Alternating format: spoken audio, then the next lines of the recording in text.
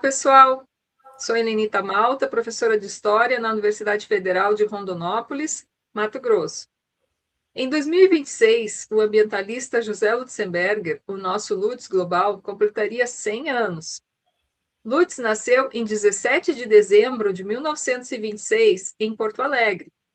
Para comemorar o seu centenário, iniciamos uma playlist chamada Minhas Memórias com o Lutz, no qual vamos trazer convidados para nos contarem suas memórias e vivências mais significativas com o ambientalista. Convidamos o Gustavo Thornquist, que trabalhou com o Lutz em projetos de educação ambiental na Fundação Gaia. Carlos Gustavo Thornquist é graduado em agronomia na Universidade Federal do Rio Grande do Sul, em 1988, com mestrado em Soil Science na Texas A&M University, em 1997, e doutorado em Ciências do Solo na URGS, em 2007. Associado da Agapan desde 1983, ONG da qual foi secretário e membro do Conselho Superior em diversas gestões, inclusive na atualidade, e tendo sido vice-presidente por um curto período na gestão de 1993 a 94, antes de sair do Brasil para o mestrado. Trabalhou na Fundação Gaia de 1990 a 92, no início do projeto em agroecologia apoiado pela Fundação Heinrich Böll, na Alemanha. Foi professor na UPF, na Universidade de Passo Fundo, entre 1997 e 99, tendo depois ingressado na URGS no Departamento de Solos, onde atua nos cursos de agronomia e zootecnia, em disciplinas de gestão ambiental, e também orientador no programa de pós-graduação em ciência do solo, e desenvolve pesquisas sobre dinâmica da matéria orgânica do solo e gases de efeito estufa em agroecossistemas. Agradeço a sua presença aqui no canal, Gustavo. Bom dia, Helenita. Bom dia a todos. Agradeço também a oportunidade de vir aqui compartilhar um pouco das minhas interações no passado com o Lutzenberger. Lutz. Legal.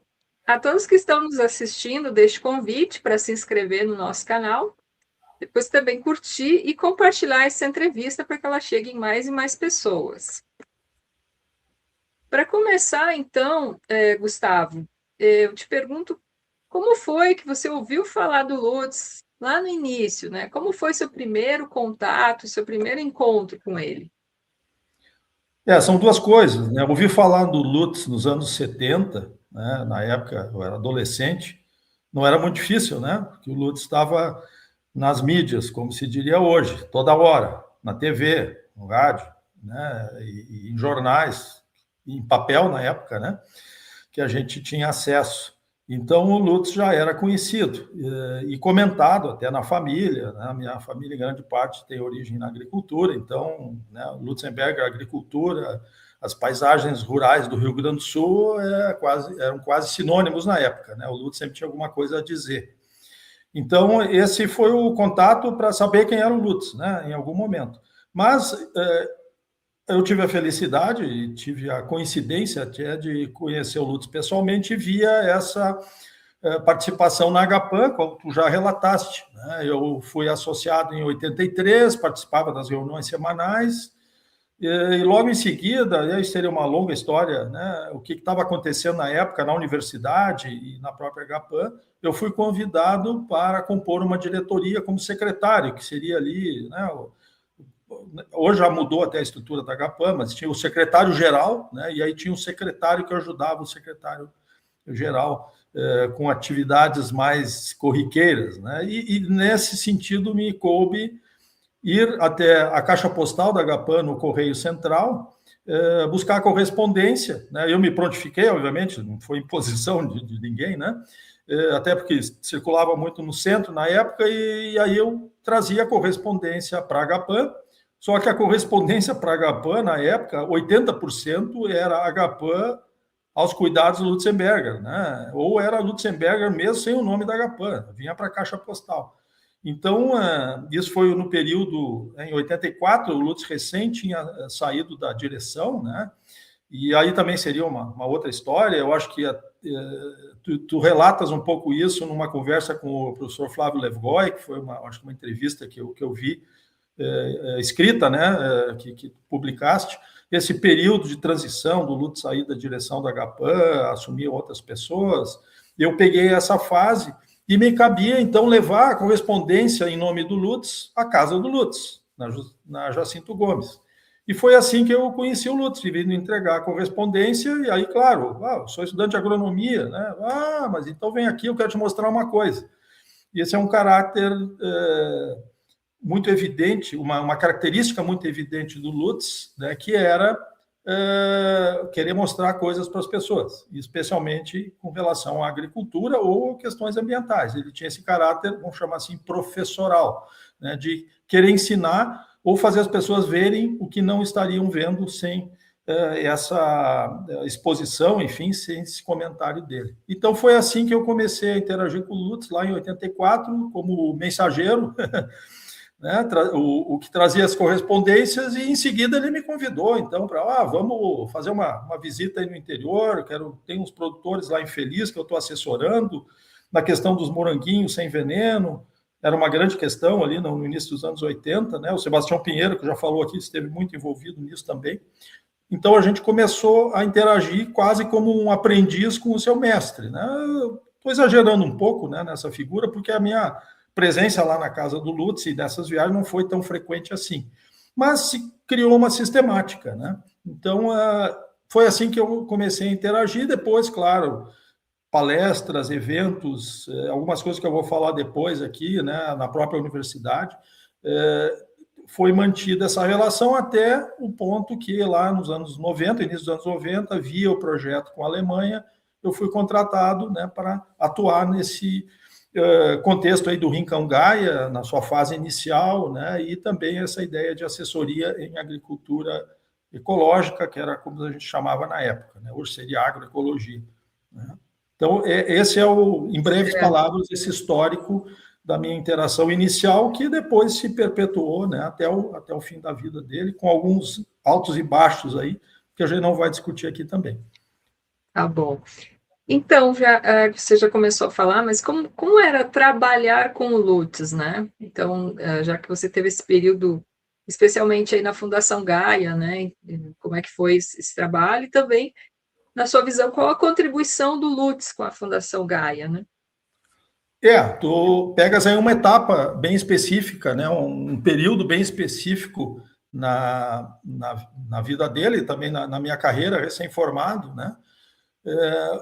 Que foi o projeto com a Alemanha, com a Fundação Heinrich Böll, que possibilitou a implantação do Rincão Gaia e a contratação de agrônomos, técnicos, enfim, pessoal de suporte, para desenvolver essa ideia da Fundação Gaia como uma organização que difundia a agricultura ecológica. Vou usar esse termo porque era o que se usava na época, acho que faz mais sentido, né?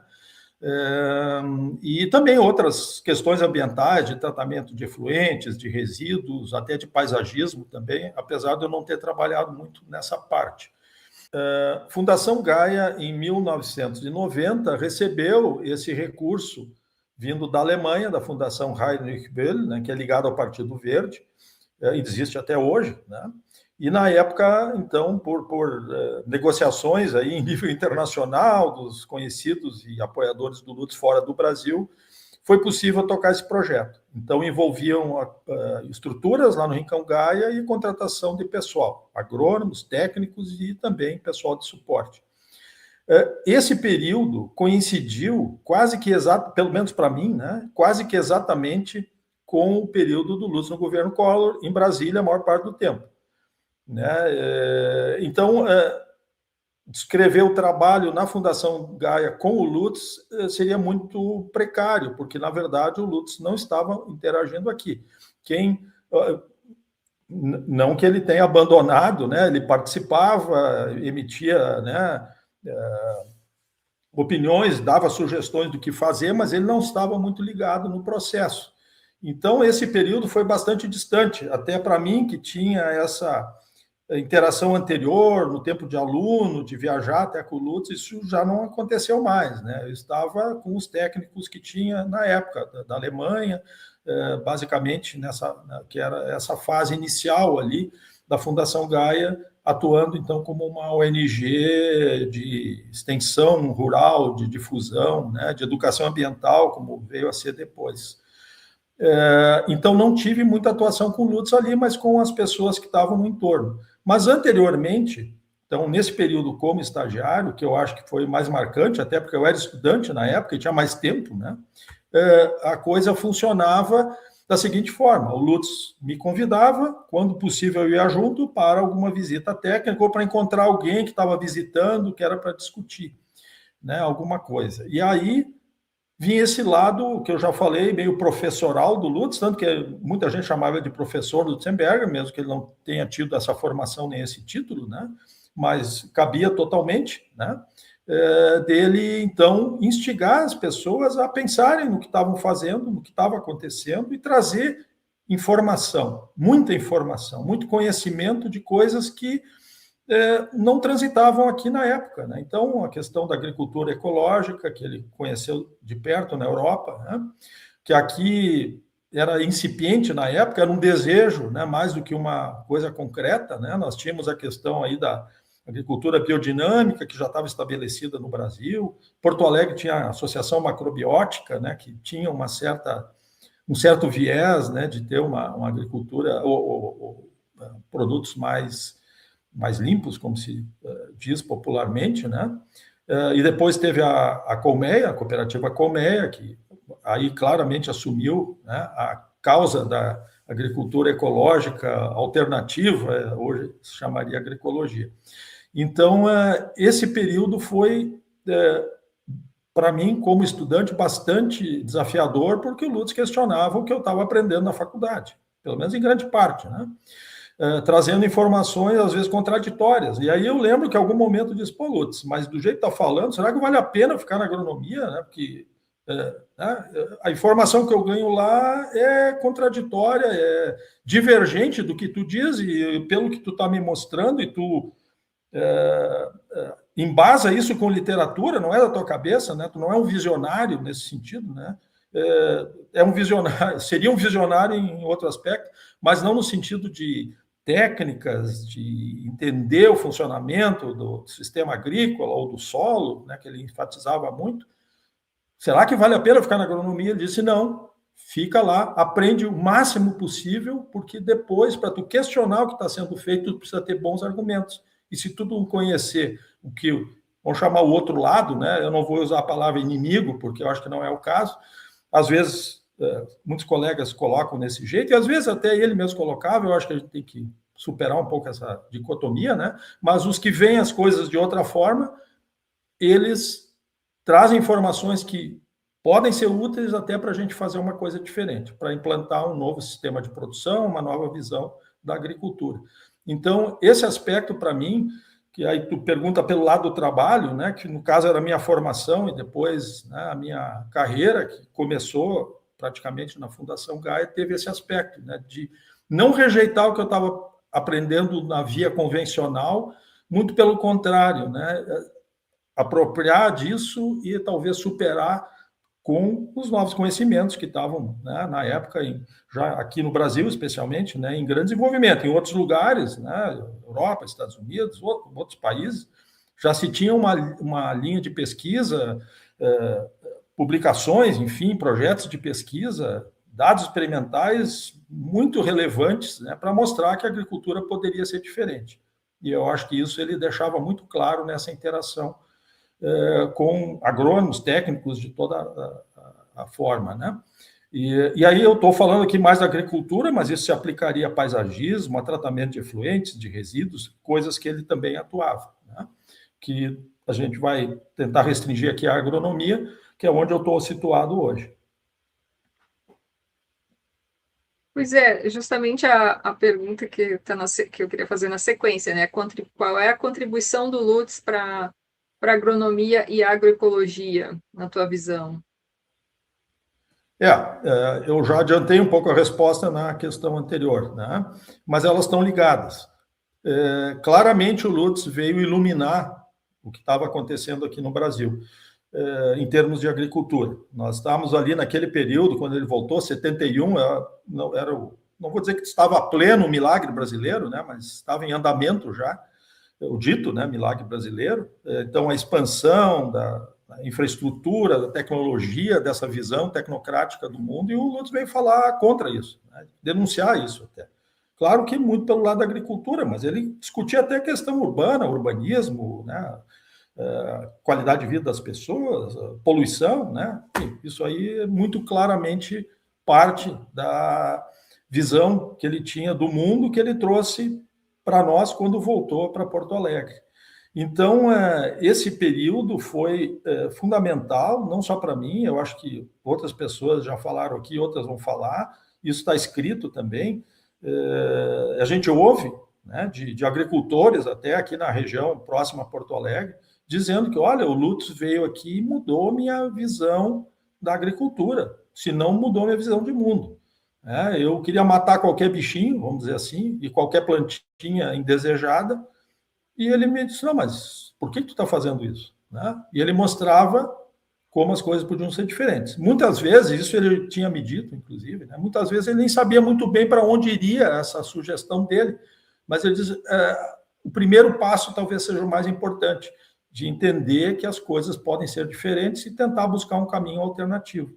E ele dizia, às vezes eu falo uma coisa ali que eu não tenho muita certeza, mas depois eu volto lá, eu estou à disposição para tentar, né, redirecionar e também entender o que está acontecendo.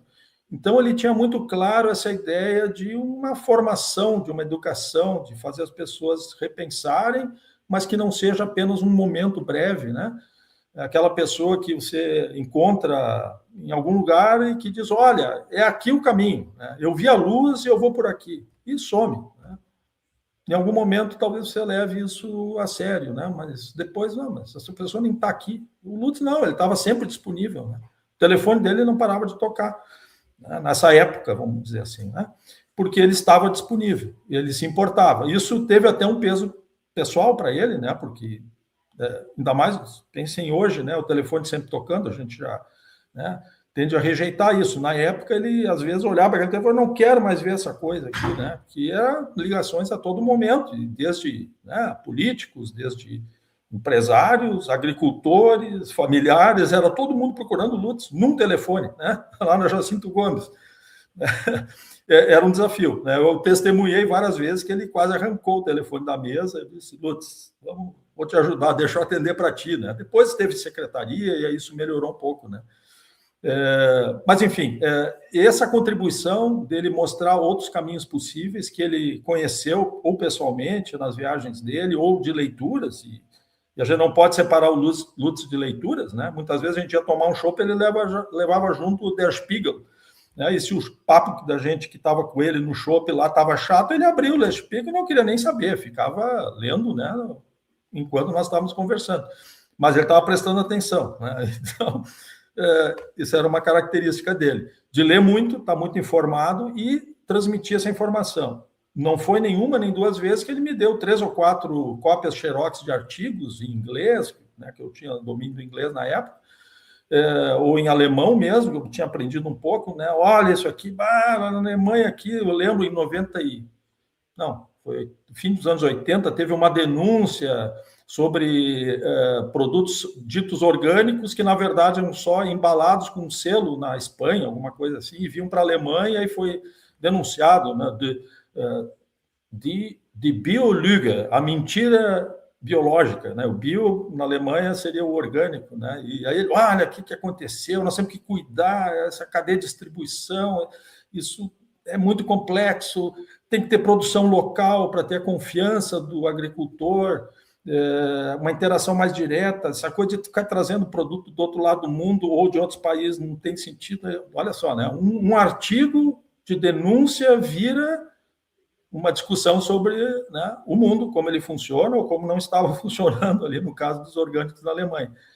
Então, eu acho que isso foi fundamental para mim, E para todo mundo que conviveu com o Lutz e quem nem conviveu, mas leu os textos dele, viu os debates na TV, agora tu está colocando muitos vídeos dele, né, que lembram essa época, como aquilo impactava as pessoas, né?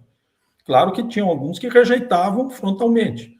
Ah, esse alemão maluco aí, eu nem vou dar bola. Não, é uma escolha, né? Mas muitas pessoas, eu acho que a maioria, em algum momento, não, mas esse alemão aí tem razão, né?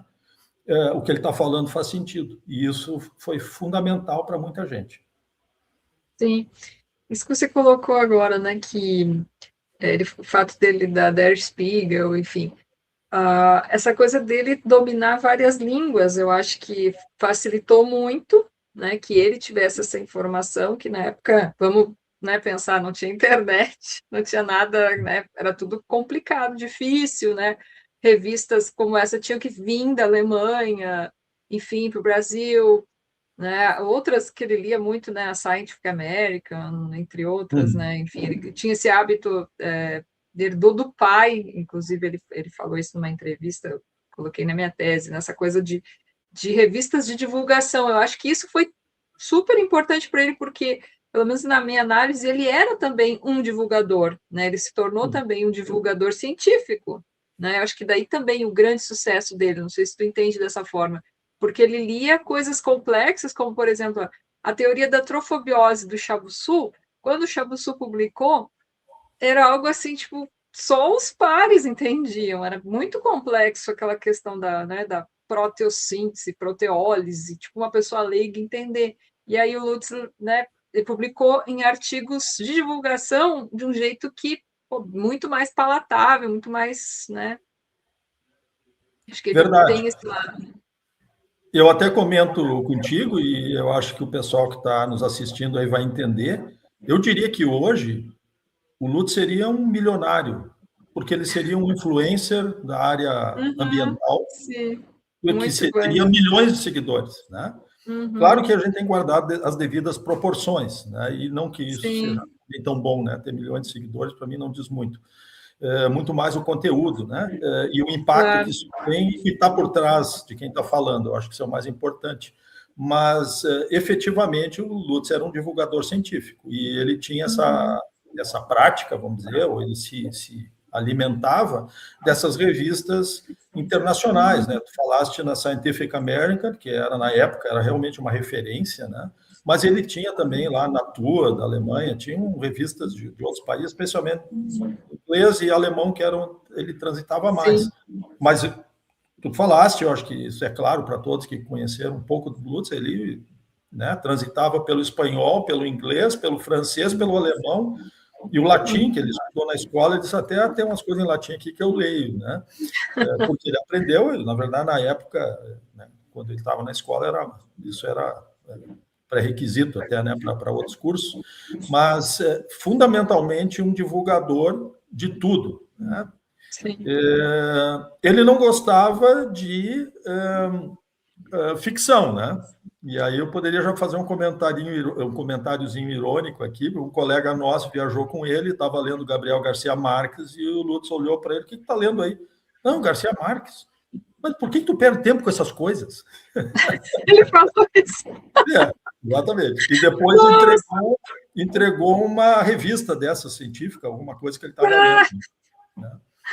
Né? sim. Com É direito. que ele estava, né, o militante preocupado com a questão, tipo assim, nossa, tem que centrar forças no tema ambiental, e Isso. aí, nossa, vai ler Ah, o cara engajado até o isso, último 100%, fio de né? cabelo, né? Sim. Tudo bem. Eu acho que em algum momento ele deve ter lido alguma ficção, mas certamente não era a preferência dele. Eu não lembro de ver ele lendo nenhum livro de ficção. Era sempre tema Não sabe que ele científico. gostava muito do Isaac Asimov, né? Ficção científica, talvez Isso. Bom, distopias, né? Enfim, sim. acho que Mas aí. se tu olhar, eu não sei se a biblioteca, eu sei que parte foi lá para Unicinos, né? Mas na Uhum. biblioteca dele tinha muito Asimov, que eram também livros de divulgação, não era ficção Ah, do Asimov. sim. Uhum. Eu acho que ele não leu lá o Foundation, né, que é o livro clássico do Asimov, ou Eu, Robô, talvez tenha lido. Mas, enfim, aí nós já estamos digredindo aqui, fazendo uma digressão. Não, depois eu até vou dar uma olhada nessa questão aí, mas eu É, acho que ele leu, mas enfim. Não, certamente não era a leitura prioritária, tu não vai encontrar na biblioteca dele grandes coisas né, grandes títulos de ficção, né? Não que ele não respeitasse, valorizasse, mas nesse caso específico, né, numa viagem de trabalho, tu tens que ler livros, né, do nosso ambiente agronômico, coisa assim, né? Mas, então, isso realmente é uma característica muito marcante do Lutz, foi uma das coisas que me ligava muito a ele, né? Porque eu sempre gostei muito de ler, eu lia ficção científica, né? Então, como adolescente, sempre li muito, e o Lutz era um cara que estava sempre cheio de livro na volta, né? Na escrivaninha ali na Jacinto Gomes, era uma pilha de livros, né, cercadas, né? Assim, cercando ele na mesa, né? Às vezes derrubadas pelos gatos que transitavam ali. Né? Então, eu tenho muito claro isso, e como eu falei, ele distribuía textos, tinha os textos dele, tinha textos copiados, xerocados de revista, né? Eu acho que tinha uma conta no Xerox ali perto, né? Que ele estava continuamente copiando e passando coisas. E ele mandava cópias de coisas que ele achava importante para a gente no interior, para pessoas que ele conhecia, né? Que é uma prática que hoje a gente faz de outra forma, né? A gente circula documentos via e-mail e agora muito mais até por WhatsApp, né? Isso. A coisa da correspondência que havia na época, hoje não se aplica mais, né? Ou, se aplicaria, mas ninguém faz, né? De mandar material para um amigo, eu achei que tu ia gostar, né? Eu não lembro a última vez que eu fiz isso, porque a gente passa por outras vias digitais, né? E aí fica essa questão, será que o Lutz não seria um grande influencer, no sentido atual da palavra? Ele era um influencer, com certeza, né? Sim. Ele influenciou muita gente, mas eu só vejo o lado positivo disso. Hoje os influencers têm lado negativo, talvez seja até mais negativo que positivo. Não vamos discutir isso aqui agora, mas ele realmente mexeu com a cabeça de muita gente, né? E todas as tuas entrevistas aí vão convergir nesse aspecto. Sim. Acho que sim, acho que seria um influenciador, né? Enfim. Mas, dando sequência, então, né, você pode dizer o que você aprendeu com o Lutz que é importante para você até hoje, né? E se pode nos contar uma lembrança significativa aí com ele. O que aprendi? Bom, aí agora já se embaralha na poeira do tempo, né? Se a gente fosse entrar em detalhes, né? Então, tu falaste aí, né? Trofobiose, o livro do Chabuçu, todos aqueles materiais relacionados né, tipo Primavera Silenciosa, né, que era lá dos anos 60, que eu já tinha visto, aí eu acabei lendo por influência dele. Assim, não consigo dizer, eu aprendi isso com o Lutz. Eu acho que o mais importante é justamente o Lutz ter mostrado um outro caminho, né, para mim e para tantas pessoas. Então, não é uma coisa até tão pessoal. Eu acho que todo mundo entrava né? O Lutz era meio como o flautista de Hamelin, né? Aquele que tocava a flautinha e a gente atrás, lá no caso eram os bichos. Mas, né? Ele ia falando e juntava a gente, né? Porque ele falava coisas que faziam todo sentido naquele momento, e aí, como tu está mostrando, né? A gente ouve o Lutz hoje falando sobre a questão ambiental, sobre a agricultura, sobre o próprio funcionamento do mundo, né? E se aplica hoje o que a gente ouvia lá atrás. Talvez os exemplos já não sirvam muito, mas, né, o contexto, o que ele interpretava para a gente, vamos dizer assim, né, como um revelador, né, de uma realidade mais complexa, então aí ainda hoje, por isso é tão importante que a gente mantenha a memória, né, não só do nome, né, às vezes fica o nome, né, que nem lá o Júlio de Castilhos, que talvez não seja um bom exemplo. Todo mundo, mas o que o Júlio de Castilhos defendia mesmo, né? Pensando aqui no Rio Grande do Sul, o Lutz era, além de, né, uma figura a ser lembrada pelo papel que teve na época, o que ele falava lá hoje tem muita aplicabilidade, talvez tenha até mais em alguns contextos do que tinha na época. Então, ele era uma pessoa claramente além do seu tempo, né? E a gente tem... Eu tive o privilégio, e muitas pessoas, né, que está entrevistando aí, tiveram o privilégio de ter interagido pessoalmente com ele, convivido com ele. E aí tu fala de lembranças, eu vou contar duas, né? Uma é mais impactante, tem a ver com agronomia, e a outra é brincadeirazinha, assim, coisas de personalidade. Eu vou começar com uma brincadeirazinha. Nessas idas lá para Feliz e outros lugares que a gente ia visitar projetos, né, onde o Lutz atuava, agricultores com quem ele interagia, era um dia de inverno, muito frio, nós fomos naquele Fusca marrom, que era o Fusca, ele tinha dois, né, um mais velho e o marrom, o verde e o marrom. E nós fomos nesse Fusca, o aquecimento, acho que nem tinha, né, nem me lembro, Fusca acho que não tem aquecimento, ou se tinha era precário e estava muito frio. E aí nós estávamos chegando em Bom Princípio, que era uma primeira parada antes de chegar em Feliz, e eu disse, estou com muito frio nas pernas, eu vou ter que comprar um cuecão. E aí encostou o Fusca na primeira loja que ele viu aberta e disse, fica aqui que eu já volto. Eu, estudante, o que eu ia fazer? Eu não ia junto. Fiquei sentado lá esperando, daqui a pouco volta o Lutz feliz. E ele disse, mas Lutz não comprou nada. Não, eu fui lá no provador, já troquei, já paguei, vamos embora, agora estou com as pernas quentes. Assim era o Lutz, né? Não tinha muita preocupação em, porque imagina, eu vou dizer aqui para o Rico comprar um cuecão. Ele foi lá, comprou e vamos embora, né? Era o jeito dele, muito simples, uma pessoa muito direta. E isso facilitava, né? Para mim, pelo menos, né? Tem gente que tem mais, né? Conhecendo outras pessoas, até na família, com esse jeito meio direto dos alemães, para mim, né? Era o normal aquilo, não viria grande problema. Grande, né, um impacto tão grande. Talvez para outras pessoas isso, mas que falta de elan, né, falta de bom gosto, de comprar um cuecão à luz do dia, sei lá. Né? Então, isso foi um episódio aí que eu vivenciei que até hoje eu lembro. Né? Passando por Bom Princípio, eu lembro, será que ainda existe aquela loja? Mas nunca precisei comprar cuecão em Bom Princípio. Bom, e uma outra lembrança, assim, bem vívida é do tempo de estudante, nessas interações ali, né, como né, enfim, aluno que de vez em quando ia lá no Lutz, levar correspondência, aí o Lutz convidava, aí ocorreu o contrário. Foi anunciado na Faculdade de Agronomia uma palestra de um técnico, um pesquisador, na verdade, bem conhecido, chamado Kurt Kissmann, nome alemão, mas é nascido no Brasil, que era, na época, um dos maiores especialistas em herbicidas, se não é até na história do Brasil, não conheço bem essa história, né, técnica dessa especialidade. Ele veio dar uma palestra pela Andef, né, que era a Associação Nacional das Empresas de Agrotóxicos, na época, acho que ainda existe, ou mudou de nome, enfim. Tinham anunciado lá as velhas cartazetes impressos, estava na parede da faculdade, que o doutor Kurt Kissmann ia vir falar sobre proteção do trabalhador agrícola, o uso de EPI, né? Me pareceu estranho aquilo, né? Vi um técnico tão conhecido, com livros publicados sobre plantas invasoras e herbicidas, o cara vem falar sobre EPI. Mas, na verdade, aquilo fazia parte de uma grande campanha da Andef em resposta à crítica, né, de toda a sociedade, na verdade, pelo descontrole que havia, né, sobre a questão do uso do agrotóxico, naquele contexto do receituário agronômico, que foi talvez o primeiro passo concreto para controlar um pouco isso, né?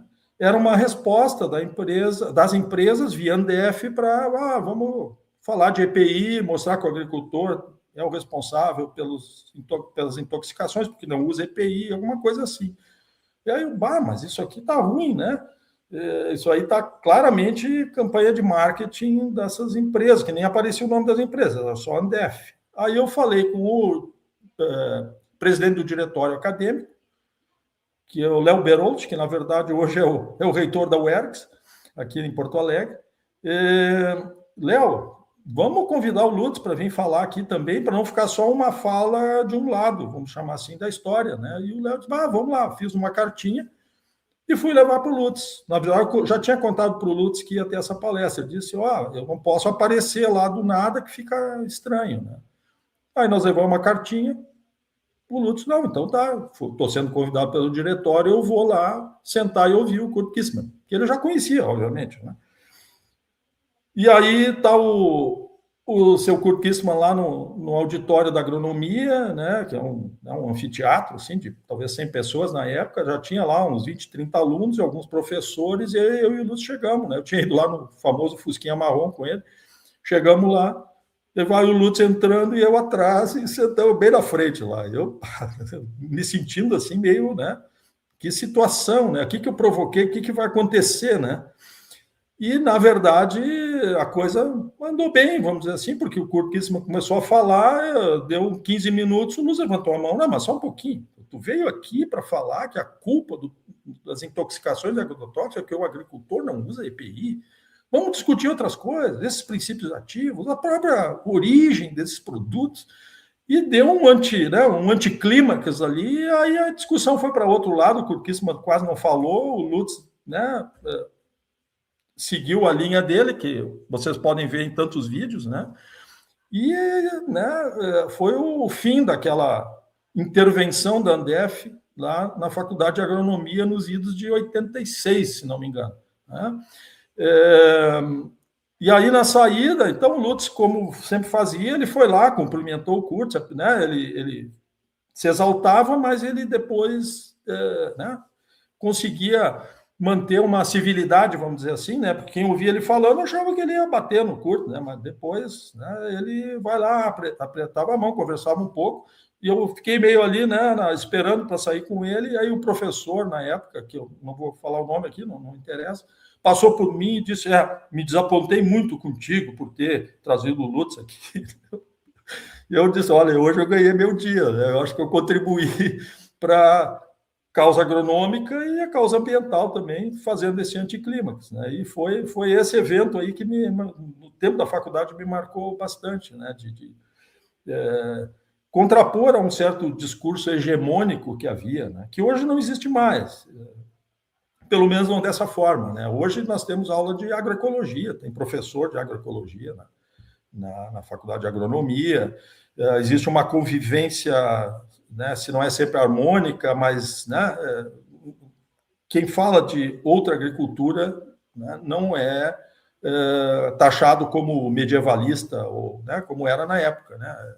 Era realmente muito difícil tocar nesses assuntos, porque também o momento histórico, né, do Brasil, várias outras questões eram bastante complexas, mas se conseguir abrir esses espaços aí, né? E eu acho que tu tem relatos aí de outros, acho que o Sebastião contou uma história também lá numa intervenção do Ministério da Agricultura, né? Que essa aí é a antológica, né? Do Lutz aparecer lá e criar um anticlímax, vamos chamar assim, né? Uma contraposição de um discurso oficial que, né, é só para o inglês ver, como se dizia, né? E que acaba tendo repercussões positivas, né? Então, eu citaria essas duas aí, eu lembraria de outras também, mas eu acho que são as mais significativas. Essa de brincadeira, do cuecão, e Andef na agronomia, sendo desafiada pelo, né, Dom Quixote, como muitas vezes diziam, né? Apresentava o Lutz como Dom Quixote da ecologia. Eu acho que ele não dava bola, né? Enfim, né? Enfim, mas são essas lembranças que eu tenho nesse contexto. Ótimas lembranças, né? Fiquei pensando muita coisa aqui. Mas o Don Quixote ali, eu acho que é uma imagem interessante, porque alguns falavam no sentido meio que pejorativo, assim, ruim, né? Porque, tipo, Don Quixote sempre aquela visão de que era meio lunático, assim, meio que lutando contra coisas gigantes que não tinha como, né? Os moinhos de vento e tal, os gigantes, aquela coisa. Mas, por outro lado, a ideia de que é alguém que está lutando, que não desiste, que, né, tem aquele ideal, né? Então, assim, eu acho que ele falou até numa entrevista que deixava até um elogio chamar ele de Don Quixote, né? Até eu acho que a importância, a relevância do livro, né, e do personagem, enfim, e que a ideia do engajado que não desiste dos seus ideais, de lutar pelos seus ideais, né? Exatamente. Tem esses dois lados, né? Um outro aspecto que eu só vou comentar bem rapidinho, né, que ele também falava, e isso eu guardo até hoje, e eu já vi outros colegas que atuam na área, né, da agroecologia hoje, né, dizer, né, ou referenciar. Ele dizia, olha, não adianta nós aumentar de 5% para 10% o número de propriedades agroecológicas, certificadas orgânicas, se alguém quiser. Nós temos que atuar sobre toda a agricultura. Então, se nós diminuir, no caso, o exemplo, né, não é só isso, é mais ampla a questão, 10, 15, 20% o uso total de agrotóxicos, o ganho ambiental é infinitamente maior de nós ter mais uma feira orgânica, ecológica, mais produtores ou algum outro produto que até agora não se tinha como orgânico, né? Então ele tinha essa visão pragmática, né? Então isso faltou usar essa palavra. O Lutz era extremamente pragmático. Se uma coisa não dava certo aqui, ele jogava fora, vamos fazer diferente.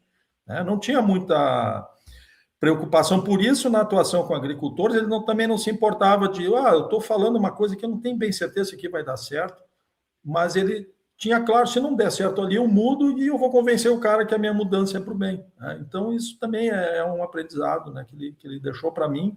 E eu acho que quem estava próximo dele, vamos dizer assim, se alimentou, né,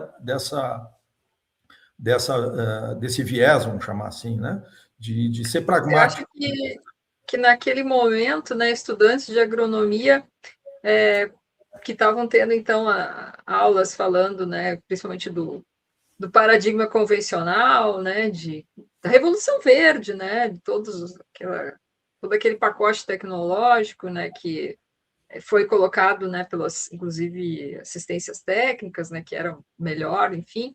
Você acha que começaram a questionar isso e procurar um outro rumo, então, né, da agricultura ecológica, da agroecologia, enfim? Não, exatamente. Ele foi uma luz num ambiente que era negro, vamos chamar assim. Negro nesse sentido, né, de um pacote, ou de vários pacotes tecnológicos que chegavam e que quase não admitia divergência. Né? Aquela questão do crédito agrícola ser, né, ligado diretamente ou associado diretamente um menu de produtos, né? Isso já tinha começado lá nos anos 50, com a cultura do trigo, né? Com arroz, tem todo um histórico antes até do Lutz estar aqui, né? Aí já é outra história também, né? Mas certamente quem via os problemas e as consequências, né, desse sistema talvez não tinha, antes do Lutz, uma luz de como poderia ser diferente. E o Lutz trouxe isso, né? Primeiro com coisas muito de fora da Europa, enfim, onde já tinha uma agricultura orgânica com esse conceito, né? Ainda inicial, ele trouxe essa possibilidade, deu essa luz e ele bancava isso. Ele não era alguém que veio só dizer, como eu falei, passou na rua, eu sei que lá na Europa eles fazem diferente, e sai adiante. Não, vamos fazer, vamos começar, né? Vamos fazer compostagem, vamos deixar de usar tais produtos, tem alternativas. Né? E a questão da Amazônia, que não é o foco aqui, mas, né, vai ser falado também, é a mesma coisa. Né? Pô, vamos pensar um pouco o que nós estamos fazendo. Né? Tem aquela imagem no filme lá da castanheira caída, o Lutz caminhando em cima da castanheira, né, abatida, dizendo, olha, essa castanheira aqui produzia X toneladas de proteína de alta qualidade por hectare, se a gente ajustasse os números, estão substituídos por um pasto ralado aqui, né, que não sustenta e não produz metade disso. Né? Qual é a lógica desse sistema? É um aspecto, né? Uma árvore dá para discutir muita coisa. Né? Sim. E, para finalizar, você teria algo mais que você gostaria de acrescentar, hein? Olha, eu acho que nessa convivência, né, que eu estava pensando quanto tempo foi, né, 84, e aí depois eu já estava na universidade, enfim, né, já tinha seguido outros caminhos, lá nos anos 2000, lá no Rincão Gaia, eu tive algumas vezes, até conheci o pessoal que trabalhava na época, né, que já tinha uma equipe maior, né, de agrônomos. Então, eu convivi basicamente 15 anos, né, com o Lutz, até o falecimento em 2002. Né? Eu acho que o que eu disse antes, que eu vinha pensando há tempo, já discuti até com outros colegas, essa ideia, o Lutz influência, né? o influencer da ecologia, né? Alguma coisa assim. Né? Eu acho que até mais, né? Eu acho que até mais que a ecologia, porque ele falava de ciência. Né? Ele tinha até uma visão tanto romântica da ciência, tu vê os textos dele, ele fala, o cientista é um cara que observa a natureza. Tudo bem, até pode, né? Alguns foram, mas a maioria não. É só pegar o Da Vinci, né? O Da Vinci era um cara que trabalhava para os nobres lá da época e tinha que fazer projeto de arma de guerra, enquanto ele pintava a Mona Lisa, uma coisa assim, né? Então, era uma visão, mas, enfim, né? Não é o caso de discutir isso. Ele trouxe essas novidades, né? Para nós aqui no Brasil, em particular aqui no Sul, de uma outra agricultura e de uma outra visão de mundo, né? Então, a agricultura estava junto com outra coisa, por isso ele fazia aquelas relações com as indústrias, com resíduos, ou com a questão urbana, das árvores, né, dos espaços, né, urbanos não construídos, enfim, né? Então, essa visão, ele era, né, não sei se diz em português, né, em inglês é Renaissance Man, né, o homem da Renascença, como o Da Vinci, que tinha atuação em muitas áreas e tudo fazia sentido para essas pessoas. Isso se perdeu, né? Isso ele mesmo denunciava, né? Os tecno-idiotas, né? O cara que entende de tudo, de tão pouco, né? Que é um pontinho num grande mundo que ele não tem a menor ideia de como funciona, né? E ele falava muito disso. Para mim, isso foi o mais marcante. Eu acho que o que eu já disse antes fica claro isso, né? Mas realmente, se ele não se importava em ser chamado de Dom Quixote, eu acho que é uma boa analogia, né? Ou metáfora, porque, né, as consequências estão aí, né? Nós vamos nos reunir aí no fim do ano, os egressos que trabalharam com o Lutz, nessa comemoração do centenário, e vamos ter várias pessoas tendo lembranças talvez até mais profundas que as minhas. Isso eu acho que é o mais importante nesse momento. Se você quiser comentar, então, né, já que você é professor da agronomia da URGS, né, e está coordenando um grupo aí que está montando alguns eventos, né, se você quiser comentar. Eu acho que é um pouco cedo para entrar em detalhes, eu também não Não. coordeno nada. O grupo é, como é que se diz, autogerido. Na verdade, é um grupo de egressos que trabalharam ou conviveram com o Lutz de forma mais próxima lá nos anos 80, 90, quer dizer, conheceram eles pessoalmente, que resolveu chamar a atenção da Faculdade de Agronomia, que não existe memória do Lutz na faculdade. Tem outros ex-professores lá, pessoas egressas que tiveram destaque, que estão lembradas lá de uma forma ou outra, né? Mas o Lutz não é lembrado, né? E se a gente não fala isso em aula hoje, como eu falo, nas aulas de gestão ambiental, de quem foi Lutz, brevemente, né, para sintonizar até o assunto, talvez passasse desapercebido e as novas gerações, os novos agrônomos ou tecnistas lá, eu ouvi falar de um cara, né? O tempo passa, né, e os influencers são muito mais ativos hoje. Então, nós vamos juntar um grupo na verdade vai ser aberto, né, mas para egressos da faculdade que conviveram com o Lutz, ou que, enfim, acham isso importante para um momento lá em novembro, fim de novembro, início de dezembro, para nós trocarmos essas impressões, né? A gente já conversou, faz participar também, né, como biógrafa, historiadora, para guardar esse momento que para a Faculdade de Agronomia é muito importante, né? Não perder essa história dos seus egressos que foram tão longe, né? O Lutz, né, que é doutor honoris causa de 3 ou 4 universidades aí pelo mundo afora, foi paraninfo de dezenas de turmas, escreveu livros, né, lembrado, ganhou o prêmio, né, aquele Right Livelihood Award, né? Então, a Faculdade de Agronomia precisa lembrar dessas pessoas, mesmo que na época, como eu falei ali, o exemplo, né, da palestra do Kurt Kistmann foi um tanto quanto saia justa ali, né? Vinha aquele egresso ali se meter num assunto tão técnico e específico, né? Mas é isso, eu acho que essa é a contribuição que a gente vai poder dar nesse ano do centenário. Nossa, muito bom. Então, pessoal, a entrevista de hoje era isso, né? Agradeço muito, Gustavo, ter dividido com a gente aqui as suas memórias, né? Essas questões aí tão importantes. Eu acho que a ideia é, para além de lembrar o Lutz, também lembrar das lutas, né? Eu acho que lembrar dele reforça, né, a importância da luta pela agroecologia, né? Agricultura ecológica, enfim. E, e aí trazer essas memórias contribui muito, né? Então, te agradeço, né?